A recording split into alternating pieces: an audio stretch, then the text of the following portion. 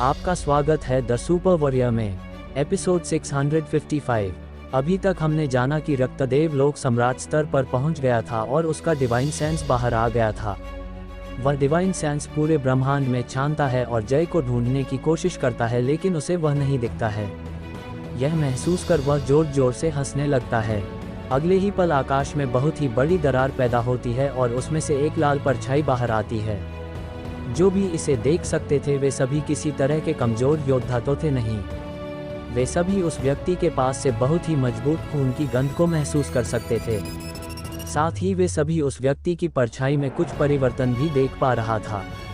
हा, और भूख तो मुझसे टकराने का परिणाम।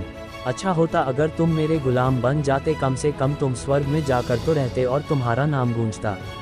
इसने भी ऐसा ही किया, अब इसे भी देख लो, तुम्हारा परिणाम कुछ अच्छा थोड़ी होने वाला था। एक आवाज आती है और पूरे के पूरे ब्रह्मांड में गूंज जाती है। अब ये इलाका हमारा है। इस हिस्से के स्वर्ग को काबू करने के बाद भी उस कमीने सप्तलोक सम्राट की वजह से मैं कभी भी इस जगह पर कब्जा नहीं कर सका, लेकिन अब मैं इस जगह पर आ गया हूँ और ये हमारा इलाका है। ये डार्क क्रीचर्स का इलाका है और कोई भी इसे नहीं दबा सकता। एक और आवाज़ आती है और ये आवाज़ सभी को ठंडक का एहसास करा देती है। डार्क क्रीचर्स ये एक ऐसी प्रजाति है जिसके लिए सभी प्रजातियां खाने से कम नहीं थी।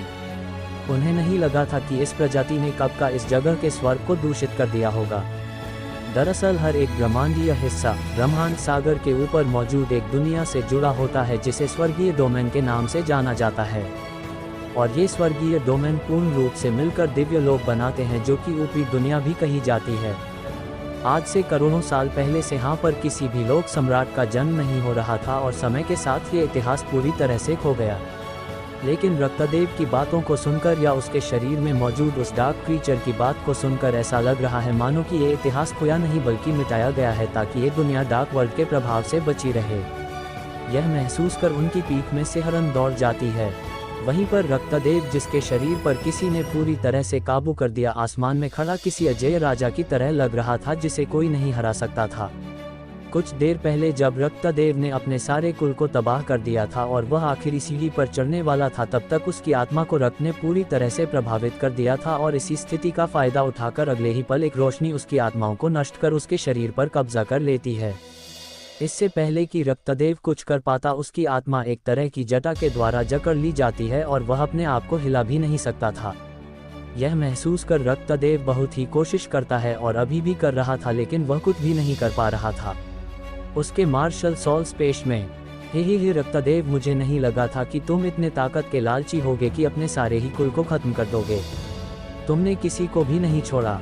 खैर, अब ये शरीर मेरा है और वह दूसरा लड़का जिसने मेरे खिलाफ जाने की कोशिश की, वह भी मारा गया है। अब इस दुनिया में रहकर मैं तुम्हारे सपने को जीऊंगा और इस दुनिया पर राज करूंगा। मैं इतने सालों से जागने का इंतजार कर रहा था और तुम दोनों के ब्रेक थ्रू ने उस सम्राट की शील को कमजोर कर दिया है।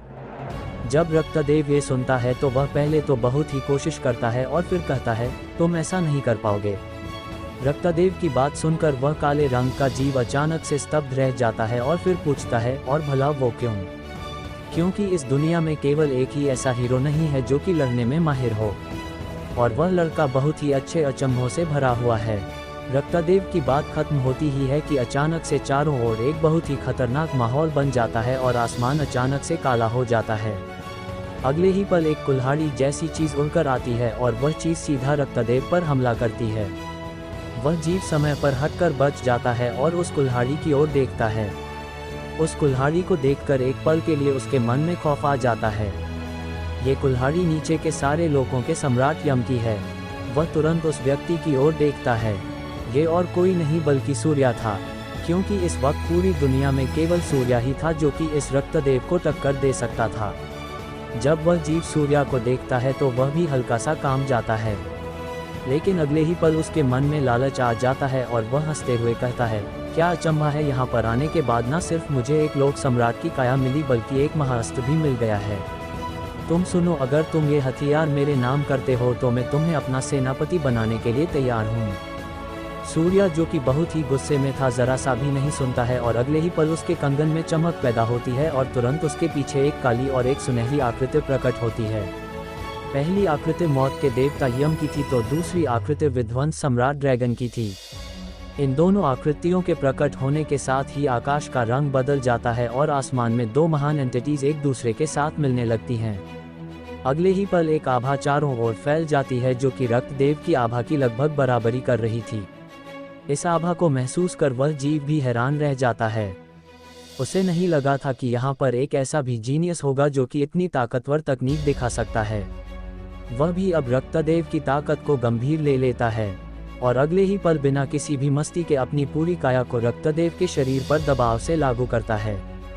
जैसे ही वह ऐसा करता है रक्तदेव की काया छिन्न भिन्न हो जाती है और इस तरह से इतने सालों की योजना, इतने दशकों की पाई की मेहनत के बाद वह किस तरह से मरता है किसी शरीर में घुसे हुए क्रीचर के द्वारा। वह डार्क क्रीचर जो कि ऊपरी दुनिया से आया था तुरंत उस शरीर को अपने हिसाब से डाल लेता है और अंत में वह किसी राक्षस जैसा बन जाता है और यहाँ तक कि उसकी मार्शल सॉल भी परिवर्तित हो जाती है जो कि रूलर ऑफ डार्कनेस की मार्शल सॉल में विकसित हो जाती है। उसके शरीर में परिवर्तन के साथ ही चारों ओर का वातावरण एक अजीब ऊर्जा के साथ भरने लगता है। सूर्य भी यह महसूस करने लगता है और वह भी दबाव को महसूस कर पा रहा था। वह अपनी सारी ऊर्जा को लगाकर अपने शरीर की सीमा को पार करता है और तुरंत अपने बैटल रूप में आ जाता है। उसे अपनी सारी ऊर्जा इसलिए लगानी पड़ी थी क्योंकि अभी तक वह इंपीरियल गॉड स्तर पर नहीं पहुंचा था और उसे इस तरह से तीनों चीज़ों को एक साथ उपयोग करने की ताकत नहीं मिली थी। फिर भी उसने जबरन ये कर दिया था। ये देखकर वह डार्क क्रीचर भी हैरान हो जाता है, लेकिन ज़्यादा नहीं, क्योंकि उसने सदियों तक नींद ली है और अरबों और खरबों सालों तक जिंदगी जी है। उसने जितने जीनियस देखे हैं उतनों की गिनती नहीं की जा सकती है। खुद सप्तलोक सम्राट एक ऐसे ही जीनियस थी जिन्होंने अकेले ही उनके उस हमले को नाकाम कर दिया होता। अगर उनके साथी ने उन्हें धोखा ना दिया होता। वह अपना हाथ आगे करता है और एक पंच बनाकर उसे सूर्य की तरफ चला देता है। सूर्य भी जवाबी हमला करता है और सूर्य की कुल्हाड़ी और वह पंच आपस में टकराते हैं और अगले ही पल एक धमाका होता है जो आकाश को भी हिला देता है। आकाश में दरारें पैदा होती है और तुरंत आसपास जो भी ग्रह मौजूद थे वे सभी कई दरारों के साथ फट जाते हैं। इस टकराव का परिणाम ये निकलता है कि सूर्य को कई कदम पीछे हटना पड़ता है और एक ही हमले में उसके मुंह खून तक आ जाता है। भले ही सूर्य ताकतवर था लेकिन सामने वाला एक असली लोक सम्राट था जो कि अपने लोक में खड़ा था। उसकी ताकत इतनी कम तो होगी नहीं, इस वजह से वह अंत में इस टकराव में घाटे में रहता है। लेकिन वह रुकता नहीं है, उसका गुस्सा और भी बढ़ जाता है। इस सामने वाले व्यक्ति की वजह से उसका बेटा उस हालत में पहुंचा था। दूसरी ओर शिवानी, सुनैना और बाकी सभी इस वक्त सूर्य के लिए चिंतित हो रहे थे। कई तो जय को ढूंढने के लिए निकल गए थे लेकिन सभी नाकाम थे। पूरे ब्रह्मांड में तनाव का माहौल था और क्यों था, क्योंकि इस युद्ध के परिणाम पर उनका भविष्य टिका हुआ था। सूर्य अपने होठों के कोनों से खून को पोंछता है। जब वह व्यक्ति ये देखता है तो वह भी हैरान हो जाता है। वह अगले ही पल प्रभावित होकर कहता है, सूर्य तुम्हारा नाम यही है ना? मैं तुम्हें एक और मौका दे रहा हूँ। मेरी गुलामी स्वीकार करो और एक बहुत ही आरामदायक जिंदगी जियो। जब सूर्य ये सुनता है तो वह जवाब देता है, भाड़ में गई तुम्हारी गुलामी और तू पहले तो मैं अपना हिसाब करूँगा। मेरे बेटे को परेशान करने की तेरी हिम्मत भी कैसे हुई? इतना कहते हुए वह अपने हाथ में मौजूद कंगन को घिस देता है और अगले ही पल एक बहुत ही खतरनाक ऊर्जा चारों ओर उड़ने लगती है। अचानक से हर एक कण में मौत की ऊर्जा भर जाती है और सूर्य की आभा अपनी सीमा को पार कर जाती है। सूर्य अपने सामने खड़े साए की ओर देखता है और कहता है, अब आया तेरी बुढ़ में फाऊं। इतना कहने के बाद वह सीधा आगे बढ़ता है और अपनी कुल्हाड़ी से एक और हमला कर देता है। वह जीव भी बिना किसी भी लापरवाही के हमला करता है, लेकिन हैरानी से इस बार वह पीछे हट जाता है। साथ ही उसके हाथ में झंझनाहट भी हुई थी। यह महसूस कर वह बुरी तरह से हैरान हो जाता है। केवल वही नहीं बल्कि बाकी सभी भी। ऐसा इसलिए क्योंकि लोक सम्राट और एक इंपीरियल गॉड में भी जमीन आसमान का अंतर होता है। भले ही एक ही स्तर पर हो लेकिन लोक सम्राट ब्रह्म ऊर्जा के साथ लोक ऊर्जा को भी काबू कर सकता है। वह जीव सूर्य को गौर से देखता है और पाता है कि उसके साथ कुछ तो चल रहा है। उसके पास ब्रह्म और लोक ऊर्जा दोनों ही हैं। वह फिर उसके हाथ में मौजूद कंगन को देखता है और सारा मांझरा समझ जाता है। अगले ही पल उसके चेहरे पर मुस्कान आ जाती है और वह समझ जाता है कि उसे बस समय काटना है, सामने वाला अपने आप ही हार जाएगा। अगर उसे पता था तो सूर्य को ये बात कैसे नहीं पता होगी। वह अगले ही पल अपने सबसे खतरनाक हमले का उपयोग करता है। मौत की कुल्हाड़ी। इस आवाज़ के साथ ही एक कुल्हाड़ी आसमान में प्रकट होती है और अगले ही पल ब्रह्मांड अपनी चमक खो देता है। चारों ओर से ऊर्जा उस कुल्हाड़ी के ऊपर लग जाती है। ये कुल्हाड़ी कई सूरजों जितना आकार धारण कर लेती है और अगले ही पल एक परछाई प्रकट होती है जो कि एक झटके के साथ इस कुल्हाड़ी को अपने हाथों में लेती है और उसे घुमा देती है। जब वह जीव ये देखता है तो वह भी तुरंत अपनी सारी ऊर्जा का उपयोग करता है और अपनी डार्कनेस की ताकत का इस्तेमाल करता है। दोनों में टकराव होता है और ग्रहों की वास्तुकला तक हिल जाती है। अगर दोनों की वजह से जागृत हुआ स्वर्ग फौज इस जगह पर काम नहीं कर रहा होता तो उनका तो राम नाम सत्य भी हो चुका होता। बहरहाल इस हमले का प्रभाव जब हटता है तो हम सूर्या को देखते हैं जो कि घुटने पर आ गया था और उसके छाती पर एक बहुत ही गहरा निशान बना हुआ था जो कि सामने वाले के मुंह से बना था। वहीं पर सामने वाले योद्धा की छाती पर एक बहुत ही चौड़ा चीरा लगा हुआ था जिसके भीतर गहरा काला हिस्सा देखा जा सकता था।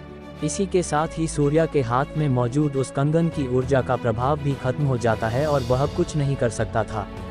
सूर्या बुरी तरह से थक गया था और उसकी जीवन ऊर्जा भी खत्म हो रही थी। जब वह जीव ये देखता है तो वह अपनी छाती को हैरानी से छूता है और फिर सूर्या की ओर देखकर कहता है, कसम से अगर इसकी जगह तुम एक लोक सम्राट होते तो मैं तुम्हारे शरीर को चुनता। खैर अब तुम्हारा मरने का समय आ गया है। इतना कहने के बाद वह सीधा सूर्या पर हमला कर देता है। वह जरा सा भी समय नहीं देता इस व्यक्ति को बचने का। लेकिन इससे पहले कि वह हमला सूर्या को लगता एक विशालकाय पक्षी सूर्या के सामने आ जाता है और वह सूर्या को पूरी तरह से ढक लेता है। ये पक्षी भी था और कोई जानवर भी। जब वह व्यक्ति इस पक्षी को देखता है तो वह और भी ज़्यादा हैरान हो जाता है। वह कहता है, इस दुनिया में एक सेलेस्टियल बीस्ट भी है। खैर अगर तुम मरना चाहते हो तो मरो। अगले ही पल उसका हमला उस पक्षी पर जाकर लगता है और वह पक्षी बहुत ही बुरी तरह से जख्मी हो जाता है। वह बच कैसे गया तो ये हुआ उसके माँ बाप द्वारा छोड़ी गई रक्षा ऊर्जा की वजह से।